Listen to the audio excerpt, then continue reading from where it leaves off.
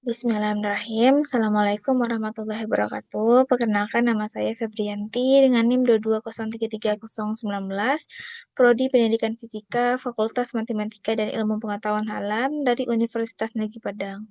Nah, di sini saya akan mempresentasikan tugas proyek dengan mata kuliah e-assessment untuk fisika, yang mana materi yang saya angkat untuk proyek akhir kali ini yaitu mengenai energi alternatif. Nah, pada tugas proyek kali ini saya langsung membuat hanya untuk satu pertemuan saja, yang mana untuk satu pertemuan mengenai energi alternatif saya sudah mencantumkan beberapa eh, poin-poin yang dapat kita lihat pada layar, yaitu adanya CP, TP, dan ATP.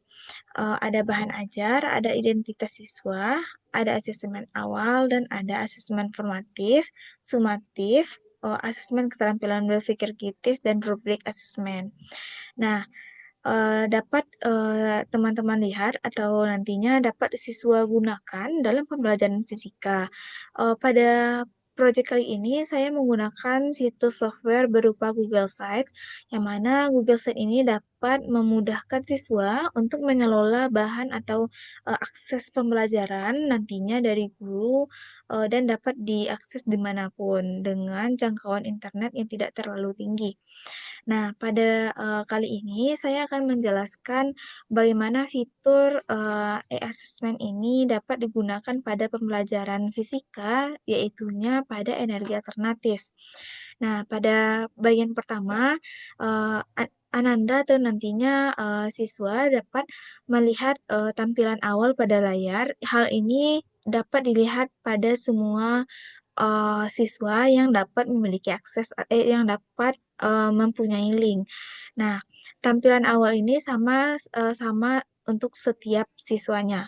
Tampilan awal adanya judul dan adanya universitas saya. Oke, materi alternatif ini digunakan pada kelas 10 yaitu fase E dengan semester 2. Nah, untuk dapat kita ulik, apabila siswa ingin melihat fitur yang ada di bagian bawah, siswa hanya dapat mengklik gambar saja. Di saat siswa mengklik gambar, siswa akan masuk ke halaman yang akan dia tuju. Seperti akan kita contoh kalau misalnya kita akan melihat capaian pembelajaran, tujuan pembelajaran, ikatan tujuan IKTP gitu kan. Kita dapat mengklik gambarnya, yaitu gambar buku ini kita klik. Nah, setelah diklik tanda gambar ini, nantinya akan diberikan atau akan dihubungkan ke halaman yang berisi tentang CP, TP, dan IKTP. Nah, pada bagian CP ini, peserta didik mampu mendeskripsikan gejala, gejala alam dan cakupan keterampilan proses dalam pengukuran, perubahan iklim dan pemanasan global, pencemaran lingkungan, energi alternatif, dan pemanfaatannya. Nah, di bagian CP ini, dalam pemahaman fisikanya, kita dapat melihat adanya energi alternatif. Nah, berarti keterkaitan materi dengan tujuan pembelajaran kita sudah sesuai. Jadi, kita tidak salah menggunakan capaian pembelajaran. Dan ini sudah capaian pembelajaran pada kurikulum nasional kita saat ini. Nah, adanya keterampilan proses yaitu kita dapat melihat apakah siswa dapat mengamati, mempertanyakan atau memprediksi, merencanakan dan melakukan penyelidikan, memproses, menganalisis data dan informasi, menciptakan, mengevaluasi, dan refleksi dan mengkomunikasikan hasilnya tersebut. Nah, di sini siswa dari capaian pembelajaran energi alternatif yang ada di atas, siswa dapat memecahnya menjadi tujuan. Nah, yang mana tujuannya nanti siswa dapat memahami energi alternatif dengan baik dan benar. Dari adanya satu tujuan akan dapatnya beberapa indikator ketercapaian tujuan, seperti mahasiswa siswa atau peserta didik mampu menjelaskan definisi energi alternatif dan identifikasi jenis-jenis energi. Nah, yang kedua yaitu menganalisis kelebihan kekurangan dari masing-masing jenis energi alternatif dibandingkan energi fosil. Yang ketiga dapat memberikan contoh penggunaan energi alternatif dalam kehidupan sehari-hari. Yang keempat, dapat mengevaluasi dampak lingkungan dari penggunaan energi alternatif dibandingkan dengan energi konvensional. Dan yang terakhir dari ikatan ketercapaiannya itu mengembangkan sebuah proyek yang menunjukkan pemahaman mendalam tentang energi alternatif. Oke, di halaman ini hanya akan dapat melihat adanya CP, TP, dan IKTP karena kita hanya mengambil satu bagian dari home-nya tadi. Nah, untuk kita kembali ke halaman berikutnya atau melanjutkan ke halaman berikutnya, kita hanya cukup menekan tanda judul ini, judul yang di atas. Oke, kita klik. Setelah kita klik, dia akan kembali ke home. Karena di saat saya membuat media membuat media software menggunakan Google Sheet ini, saya mengatur bahwa di saat siswa mengklik gambar, dia akan tertuju pada tempat yang dia tuju. Tapi setelah halaman itu terbuka, untuk dia kembali, saya mempermudah untuk men-settingnya agar di bagian judul dia akan kembali ke home. Nah, jadi di saat tadi kita mengklik judulnya CP, TP, dan IKTP, dia akan kembali ke halaman home atau halaman utamanya. Nah, hal itu akan serupa dengan poin-poin berikutnya. Oke. Nah, tadi kita udah membahas tentang CP, TP, dan IKTP. Oke, untuk berikutnya adanya bahan ajar. Nah, bahan ajar ini berguna untuk mempermudah siswa untuk memahami materi apa sih alternatif itu, untuk apa alternatif itu, agar nantinya siswa tidak akan baku untuk judul materi yang baru. Dia akan tahu atau dia sudah mempelajari pembelajaran ini sebelum dia melakukan tugas-tugas atau asesmen berikutnya. Nah, untuk berikutnya mengenai bahan ajarnya tuh kita berupa berisi adanya pengertian. Nah, baik itu pengertian alternatif secara umum atau secara keseluruhan nantinya. Nah, di sini kita dapat melihat adanya pengertian energi alternatif, yaitu energi ini eh, adalah sumber energi yang digunakan pengganti energi fosil, yang mana semakin tipis dan memiliki dampak negatif terhadap lingkungan. Nah, sumber energi alternatif ini biasanya bersifat terbarukan dan memiliki dampak lingkungan yang lebih kecil daripada energi fosilnya. Nah, contohnya yaitu adanya jenis-jenis energi alternatif berupa matahari, angin, air, biomasa, panas bumi, dan sejenisnya. Nah, setelah adanya pengertian, nantinya akan ada jenis-jenis energi alternatif yang mana ada poin 1, poin 2, poin 3, dan poin 4, poin 5. Nah, di sini juga mencantumkan gambar-gambar yang dapat menarik siswa untuk eh, tidak bosan atau tidak jenuh dalam melihat materi-materi atau bahan yang diberikan oleh guru. Nah, setelah jenis-jenis tersebut sudah tersampaikan, adanya bentuk kelebihan energi tersebut, kelebihannya yang positif atau adanya yang negatif berupa kekurangan energinya, ada berupa dampak terhadap lingkungannya, dan juga ada terhadap penerapan energi alternatif tersebut dalam kehidupan sehari-hari. Nah, contohnya seperti panel surya yang dipasang di atas atap rumah untuk menyediakan listrik, adanya turbin angin, atau seperti pembuatan kipas secara alternatif atau secara simpel dan konvensional nantinya. Nah, dari bahan ajar ini, siswa dapat membaca dan memahami materi energi alternatif pada pertemuan pertama sebelum mereka mempelajari atau melakukan eksperimen atau melakukan membuat proyek nantinya. Nah, kita kembali ke home. Setelah melihat bahan ajar, siswa nantinya dapat mengisi identitas siswa pada bagian poin ini. Nah, identitas siswa dapat berupa mengisi identitas seperti nama dan kelas. Nah, setelah itu, setelah identitas siswa, siswa sebelum memulai pembelajaran akan diadakannya tes awal yang mana kan dia sudah mengulas nih materi yang akan dia pelajari sebelum dia mempelajari materi ini. Nah, kita akan melakukan asesmen awal. Soalnya sudah tercantum pada bagian ini yang mana ada seperti macam-macam energi, setelah itu setelah dia mengetahui macam-macam energi pada soal pertama, apakah semua energi dapat diperbarukan, apakah ataukah tidak? Nah, di sini siswa akan diminta untuk berpikir kritis atau mengulas apakah di sekitarnya semuanya energi terbarukan atau tidak. Nah, yang ketiga, dia dapat mengklarifikasi energi. Setelah itu, dia nantinya setelah melakukan tes, nantinya guru akan melihat bagaimana eh, tingkat pemahaman siswa sebelum mempelajari materi dan pemahamannya terhadap energi. Nah, setelah energi asesmen, siswa akan melanjutkan pembelajaran sesuai dengan eh, arahan atau alur yang telah dilakukan oleh guru. Nah, akan adanya asesmen formatif. Nah, mari kita lihat bagaimana contoh soal atau soal-soal energi alternatif yang akan dihadapi siswa nantinya. Oke, nah di asesmen formatif ini siswa diminta untuk melakukan proses pembelajaran secara mandiri maupun kelompok. Nah, di sini saya membuatnya seperti berkelompok, yang mana biasanya kan materi-materi yang lain kan identik dengan adanya eh, praktikum atau tugas mandiri karena dia berupa hitungan dan berupa pemahaman yang tingkat tinggi.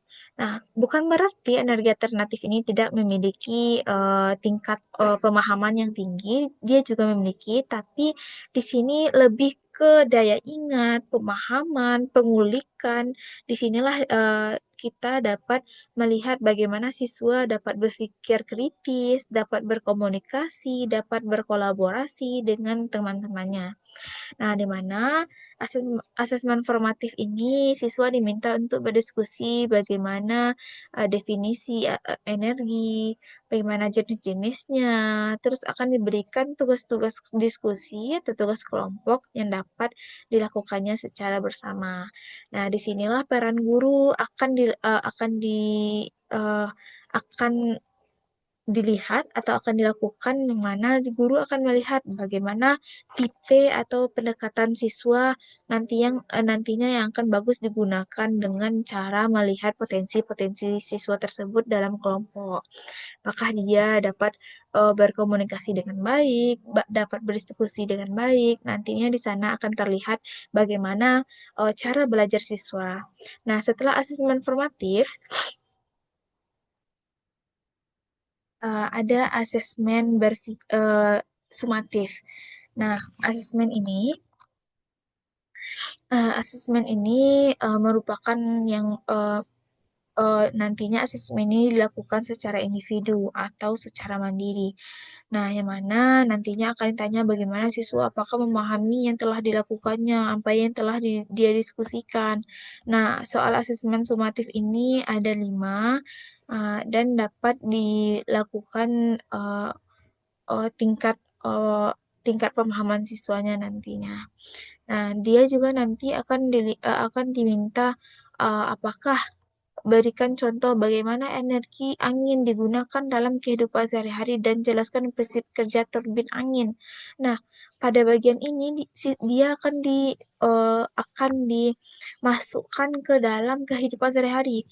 Apakah turbin angin yang dia lihat atau energi yang dia rasakan pada kehidupan sehari-hari, apakah itu termasuk energi alternatif? Apakah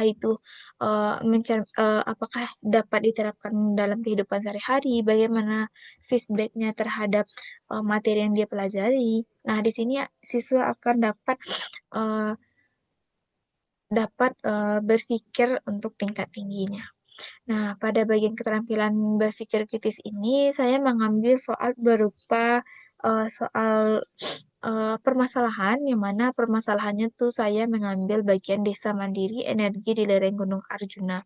Nah, di bagian asesmen berpikir kritis ini, siswa akan dihadapi dengan cerita atau permasalahan yang terjadi di lingkungannya. Nah, dari cerita tersebut akan timbulnya beberapa pertanyaan seperti bagaimana dari wacana di atas, setelah membacanya, apakah Ananda dapat menjelaskan kembali apa yang terjadi, apa yang menjadi alasan utama Desa Sumberjati mulai menggunakan energi alternatif. Lalu, menurut Ananda, apakah ada dampak positif yang dirasakan oleh warga dengan menggunakan energi surya dan mikrohidro? Jelaskan berdasarkan wacana. Nah, dari wacana tersebut, siswa akan berpikir kritis. Apakah ada dampak positif terhadap warga? Nah, apakah ada dampak negatifnya nanti? Nah, disinilah akan dilihat apakah siswa memiliki kemampuan untuk berpikir kritis tingkat tinggi atau tidaknya. Nah, setelah mendengarkan wacana tadi, apakah energi alternatif yang digunakan desa tersebut cukup ideal? Apakah ada kelebihannya? Apakah ada kekurangannya? Nah, nah di bagian ini siswa akan dijadikan objek.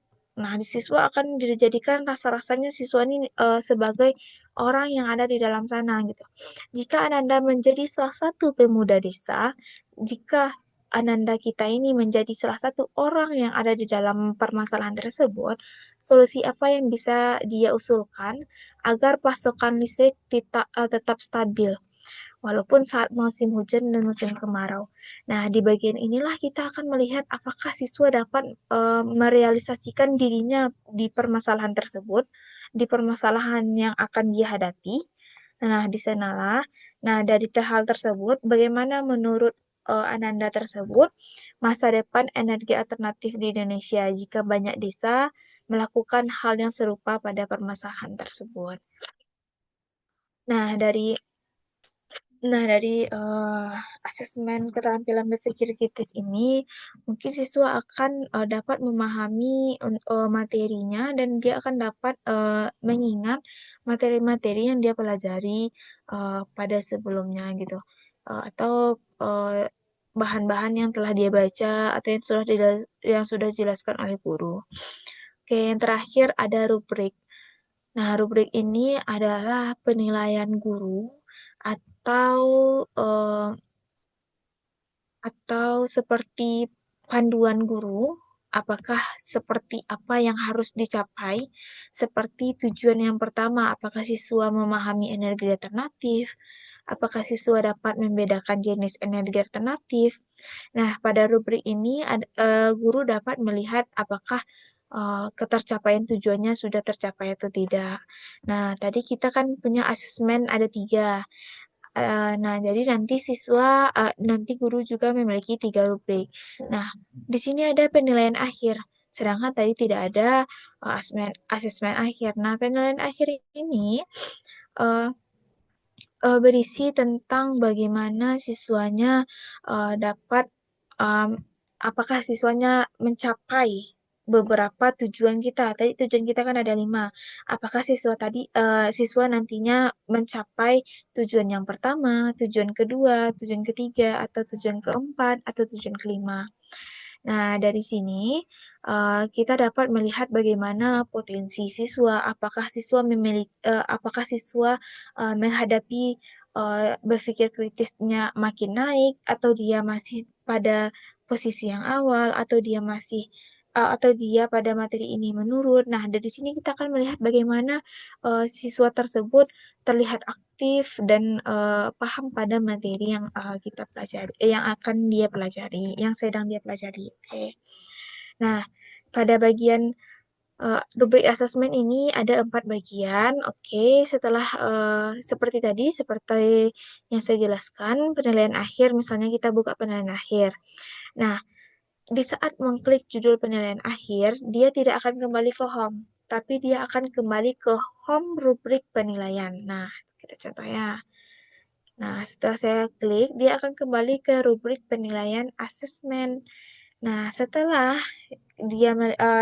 guru melihat bagaimana nih rubriknya pada saat penilaian asesmen, di saat klik judul rubrik, dia akan kembali ke home. Nah, oke, kembali ke home, dia akan dapat melihat bagaimana apa saja yang akan perlu dibuka atau bagaimana nanti. Oke, mungkin sekian presentasi asesmen pembelajaran fisika yang saya buat.